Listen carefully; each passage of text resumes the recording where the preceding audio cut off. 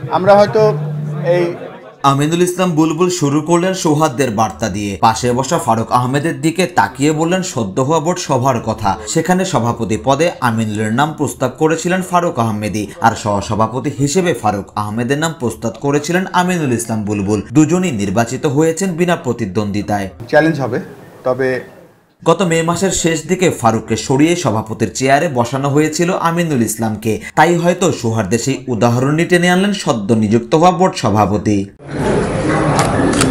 তবে বাস্তবতা হচ্ছে আমিনুলের এই নির্বাচন মোটেও নিরবিচ্ছিন্ন ছিল না। মনোনয়নপত্র প্রত্যাহার, প্রার্থিতা সরে দাঁড়ানো, কাদা ছড়াছড়ি সব মিলিয়ে নির্বাচন ঘিরে ছিল বিতর্ক। ফলে সৌহার্দ্যের সেই পথে হাঁটাটা এখন অনেক কঠিন বলেই মনে করছেন অনেকে। তবু নতুন সভাপতি হিসেবে আমিনুলের ভাষায় ছিল একসঙ্গেই কাজ করার অঙ্গীকার।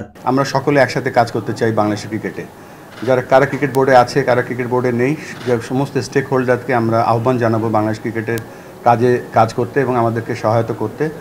এখানে কন্ট্রোভার্সি হয়তো নির্বাচনের আগে সব দেশে, সব জায়গায়, সব সেক্টরে হয়, বাট আমার জানা মতে আমরা বাংলাদেশ ক্রিকেট বোর্ডে যে কনস্টিটিউশন আছে, উইদিন দ্য কনস্টিটিউশন থেকেছি। নির্বাচন যে বিধিমালা ছিল তার মধ্যেই ছিলাম। 4 মাস আগে বোর্ডে যোগ দেওয়ার সময় বলেছিলেন তিনি খেলতে এসেছেন একটা কুইক টি-20 ইনিংস, কিন্তু সেই ইনিংসটা এখন লম্বা হয়েছে 4 বছরের জন্য। তখন আইসিসি চাকরি ছেড়ে এই দায়িত্ব নিয়েছিলেন বুলবুল। কেন এবার দীর্ঘমেয়াদে থাকতে চাইলেন, দিলেন তার ব্যাখ্যাও। এটা একটা জার্নির অংশ ধরে নিয়েছি। বাংলাদেশ ক্রিকেটের ডেভেলপমেন্টের প্রেমেও পড়ে গিয়েছি।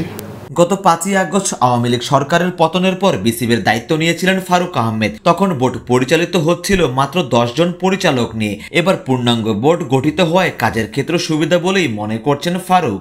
যেহেতু গোল একটাই, বাংলাদেশ ক্রিকেটকে এগিয়ে নিয়ে যাওয়ার, আমার মনে হয় ছোটোখাটো যে মাছ ইনবিটুইন যে জিনিসগুলো আছে এগুলো থেকে আমরা বের হয়ে আমরা যাতে বাংলাদেশ ক্রিকেটকে এগিয়ে নিয়ে যেতে পারি, এটি আমাদের একমাত্র গোল হওয়া।